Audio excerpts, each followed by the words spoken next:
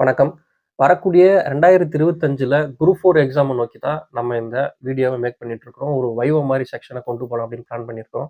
அந்த வகையில இன்னைக்கு இந்திய அரசியலமைப்பு சார்ந்து 2வது வீடியோ நம்ம வந்து அப்லோட் பண்றோம். முதல் வீடியோல இந்திய அரசியலமைப்பு உருவாக்கத்துக்கு முன்னாடி இருந்த முந்தைய சட்டங்கள், ஆங்கிலேயர் ஆட்சியில் இருந்த சட்டங்கள வந்து பார்த்தோம். பிட் சட்டமா இருக்கட்டும், பட்டய சட்டமா இருக்கட்டும், 1909ல போடப்பட்ட மிண்டோ மார்லி சீர்திருத்த ஆக்ட்டா இருக்கட்டும், 1919 போடப்பட்ட மாண்டேக் செம்ஸ் போர்டு சீர்திருத்தமாகட்டும், இப்படின்னு நம்ம வந்து பார்த்தோம். அதன் பிறகு விக்டோரியா மகாராணியுடைய பேரறிக்கை, இந்திய அரசு சட்டம் 35 இப்படிலாம் பார்த்து முடிச்சோம்.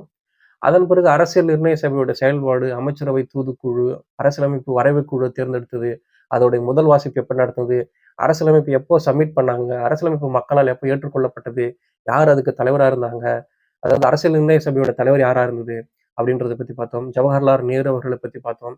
அதாவது 8 குழுக்கள்ல வந்து பார்த்தோம்னா அரசியல் நிர்ணய சபைக்கு தேர்ந்தெடுத்து 8 குழுக்கள் போட்டிருந்தாங்க இல்லையா, அந்த குழுக்களை வந்து பார்த்தோம். 13 சிறிய குழுக்கள் பார்த்தோம். அதுக்கான யார் தலைவரா இருந்தாங்க அப்படின்னு சொல்லி ஒரு டீட்டெயிலா வந்து பார்த்தோம்னா அரசியலமைப்பு முன்னாடி இருந்து என்னென்னலாம் அப்படின்றத நம்ம வந்து பார்த்தோம்னா தெளிவா பார்த்துருக்கோம். இந்த வீடியோல நம்ம என்ன பார்க்க போறோம் அப்படின்னா, இந்திய அரசியலமைப்போட பகுதிகளை வந்து பார்க்க போறோம். மொத்தம் ஒரு 25 பகுதிகள் இருக்கு. ஓகேங்களா? அத ஒன் பை ஒன்னா பார்க்க போறோம். பகுதி 1 என்ன எத பத்தி பேசுது? எந்த அதிகாரத்த பத்தி பேசுது? விதி என்ன? அந்த மாதிரியான ஒரு கொஸ்டின் கேட்டாங்க அப்படின்னா, நம்ம வந்து கம்பல்சரி 2025ல ஒரு கவர்ன்மெண்ட் ஜாப் வாங்கணும் குரூப் 4ல அப்படின்னு ஒரு குறிக்கோளோட இருக்கும்போது, இதுல இருந்து ஒரு கொஸ்டின் வந்துருச்சுன்னா, அத மிஸ் பண்ணிட்டு போறது நம்ம நிச்சயமா அப்படி போகக்கூடாது.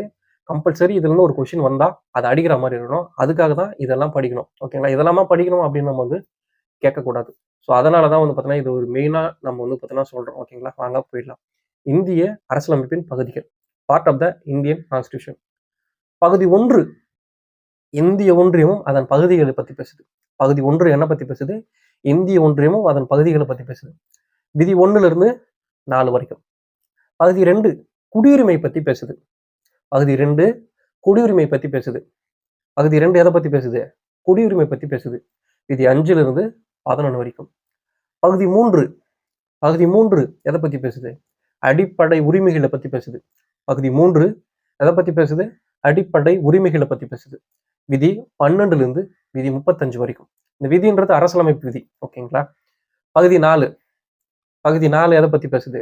நீங்களே உங்களுக்கு கேட்டுங்க. இது முன்னாடி நீங்க படிச்சவங்களா இருந்தா, நம்மளே நம்ம வந்து மெமரைஸ் பண்ணிடலாம். ஓகே 14 விதி 4 என்ன பகுதி 4 என்ன சொல்லுது அப்படின்னு ஒரு மெமரைஸ் பண்ணிக்கலாம். ஓகேங்களா? பகுதி 4 எதை பத்தி சொல்லுது? பகுதி 4 டிபிஎஸ்பி பத்தி சொல்லுது. பகுதி 4 எதை பத்தி சொல்லுது? டிபிஎஸ்பி பத்தி சொல்லுது.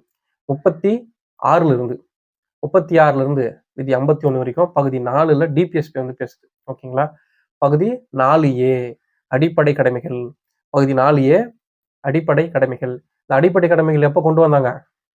அடிப்படை கடமைகள் எப்ப கொண்டு வந்தாங்க அப்படின்னு கேட்டோம்னா, அரசியலமைப்பு திருத்தம் 42 ஓகேங்களா? எப்போ?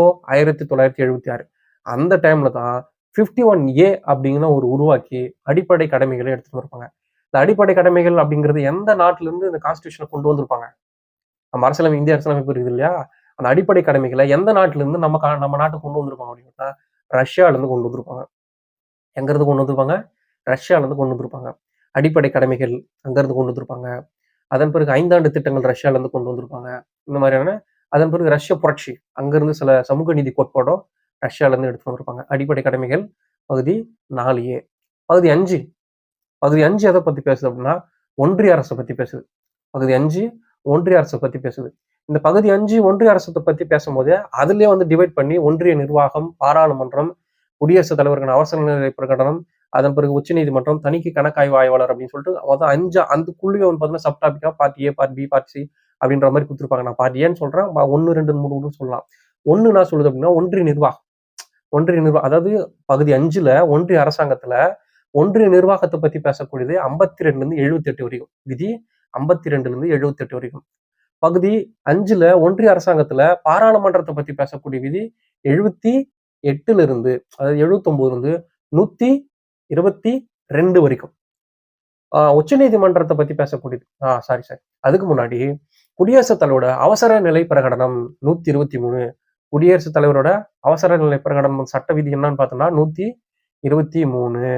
இந்திய நீதித்துறை உச்சநீதிமன்றத்தை பேசக்கூடியது விதி 124ல இருந்து 147 வரைக்கும். விதி 148ல இருந்து 151 வரைக்கும் இந்திய தணிக்கை கணக்காய்வாளர் அவங்கள பத்தி பேசக்கூடியது. பகுதி 6 பகுதி 6ல என்ன சொல்லுது? ஸ்டேட் கவர்மெண்ட்டை பத்தி பேசுது.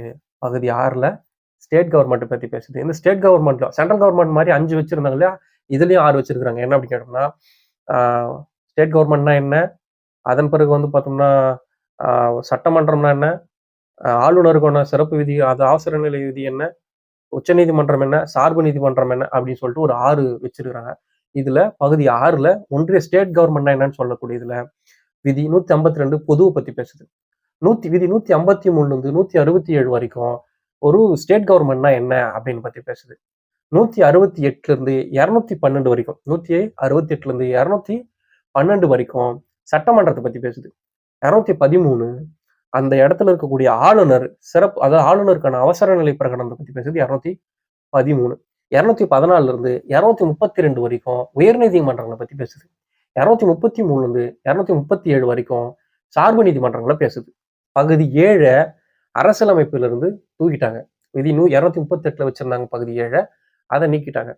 பகுதி 8ல என்ன இருக்கு அப்படின்னு கேட்டோம்னா, யூனியன் பிரதேசங்களை பத்தி சொல்லக்கூடியது. பகுதி 8 யூனியன் பிரதேசங்களை பத்தி சொல்லக்கூடிய 239 242 வரைக்கும் விதி 239 242 வரைக்கும் யூனியன் பிரதேசம் பத்தி சொல்லக்கூடியது. பகுதி 9 ரொம்ப ரொம்ப ரொம்ப முக்கியம். இந்த பகுதி 9 கம்பல்சரி கேள்வி வரும். ஏன் அப்படின்னு கேட்டா, பஞ்சாயத்து ராஜ் முறையை கொண்டு வந்தாங்க இல்லையா? எப்போ 73வது திருத்தம் 1992ல கொண்டு வந்தாங்க இல்லையா?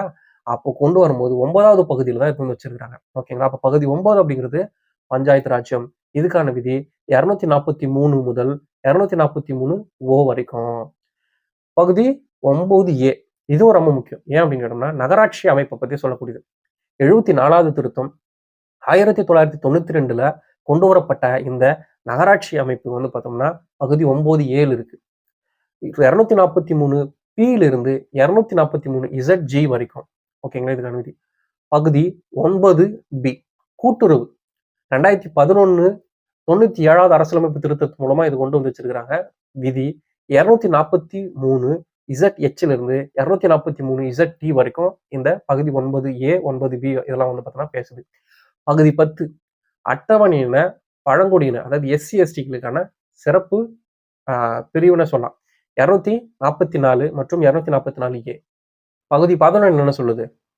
பகுதி 11 என்ன சொல்லுது அப்படின்னா, மத்திய மாநில உறவுகளை பத்தி பேசுது. மத்திய மாநில உறவுகளை பத்தி பேசுது. விதி 245 263 வரைக்கும். விதி 245 இது 263 வரைக்கும் பேசுது. பகுதி 12 12ல நிதி சொத்து அதெல்லாம் வந்து பேசும். நிதி சொத்துனா பகுதி 12. 12 என்ன பேசுது? பகுதி 12 நிதி சொத்து. விதி என்னன்னு பார்க்கும்போது அப்படின்னு பார்த்தோம்னா 264 விதி 264 300A வரைக்கும். இந்த 300A தான் வந்து பார்த்தோம்னா அடிப்படை உரிமையில சொத்துரிமை நீக்கி இங்க எடுத்து வந்து வச்சாங்க 1978 44வது அரசியலமைப்பு திருத்தல. அதனால 12 நிதி சொத்து பிரகாரம் வரக்கூடியது. விதி 264 300A வரைக்கும். பகுதி 13ல வணிகம், இந்தியாவுக்கான வணிகம், வர்த்தகம், பரிமாற்றம். பகுதி 13ல 301 307 வரைக்கும். விதி 301 307 வரைக்கும். பகுதி 14 இப்ப நம்ம டிஎன்பிஎஸ்சி படிக்கிறோம் இல்லையா, யூபிஎஸ்சி படிக்கிறோம் இல்லையா, இதுதான் பகுதி 14. 308 323 வரைக்கும் யூபிஎஸ்சிலாம். ஓகேங்களா? யூபிஎஸ்சி படிக்கிறோம், நம்ம டிஎன்பிஎஸ்சி படிக்கிற அந்த மாதிரி 14. 14A தீர்ப்பாயங்கள்.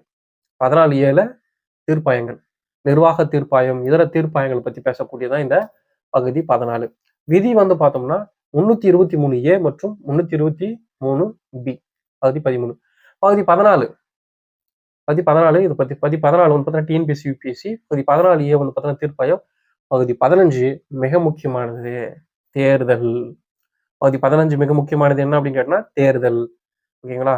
தேர்தல் மற்றும் இந்திய தேர்தல் ஆணையத்தை பத்தி பேசக்கூடியதான் பகுதி 15.